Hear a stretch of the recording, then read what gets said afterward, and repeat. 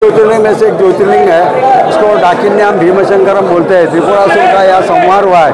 भगवान ने यहाँ सह्याद्रि पर्वत के ऊपर त्रिपुरासुर का संहार करके उग्र रूप के त्रिपुरासुर में मारे, इसलिए उसको भीम रूप बोलते हैं। भीम रूप में मार दिया, इसलिए भीम गंगा यहाँ से भीमा नदी का उत्पत्ति स्थान है, इसलिए भीमा नदी भीम रूप में मार ले। भीमा और शंकर इसे डाकिन्याम भीमशंकरम इसको बोलते हैं।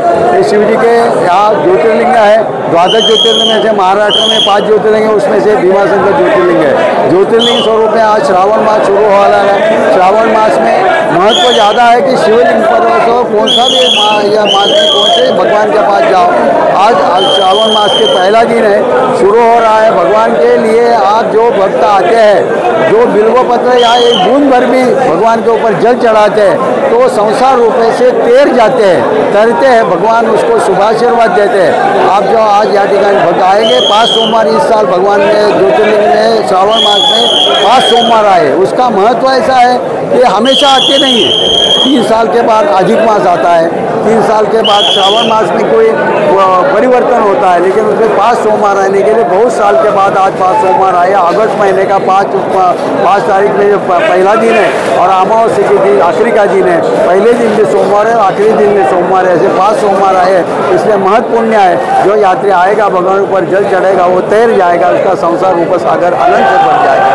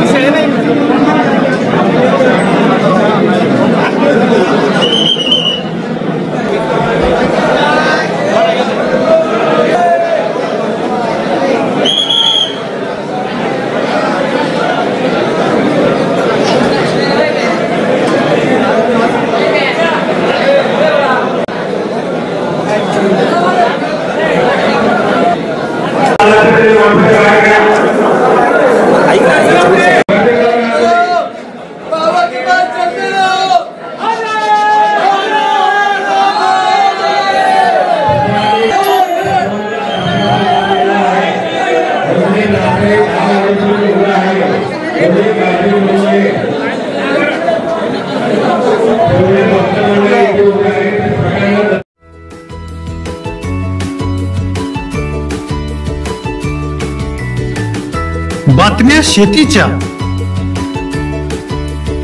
बातम्या मातीच्या, बातम्या अन्यायाच्या, गुन्हेगारीच्या,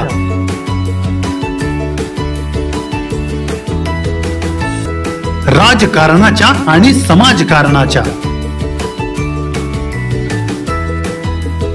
शोषणाविरुद्ध बुलंद आवाज, जनसामान्यांच्या हुंकाराची गाज, सत्कार्याला प्रोत्साहन,